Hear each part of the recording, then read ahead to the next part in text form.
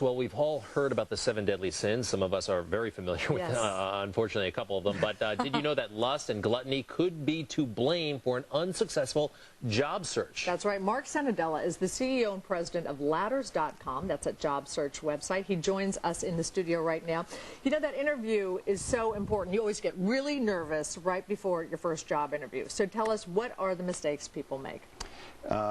People coming into the job interview feel that it's the right time for them to share a lot, tell a lot about their past job, a lot about their past life, and instead of focusing on what they're really there to do, which is to get the job. So they sometimes get off the track and they commit one of the 7 deadly sins of job interviewing.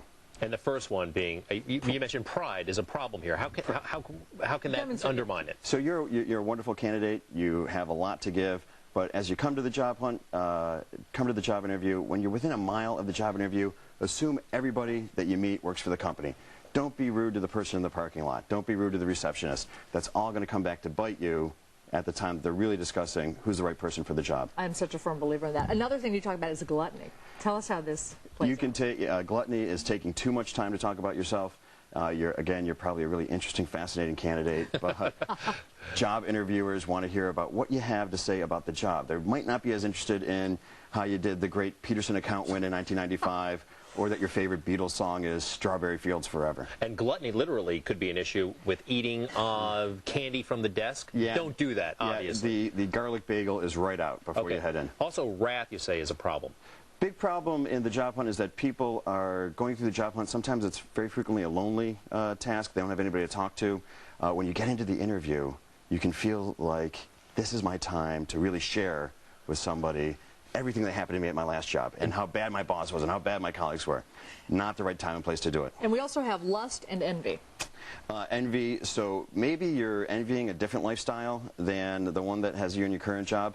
It's not the time to share with your future employer your dream of going to the Cayman Islands or your dream of taking your ZZ Top cover band on the road. Your dream is to work there. Yeah. Your dream is to work there. Your dream is to be an industry hit in the next 5 years. And lust? Dress appropriately. A lot of people Nothing strapless. Nothing strapless, particularly if you're a man. Nothing strapless at all. And dress appropriately for the job interview. Even if it's a business casual workplace, showing up in a coat and tie is never going to hurt you. It's never going to work against you. I got to ask you quickly, what do you say to that horrible question that we all get asked? Tell me about yourself. See, it's stuff you do, and you're in the business. Mark. Have one thing in the hopper. In the hopper. Like what? A lot of times people on their resume in the personal line, they'll say things too bland. I like traveling and music. Pick something specific. I like traveling to third world countries. I like the music of the Grateful Dead. Something specific that you can always grab onto. Okay.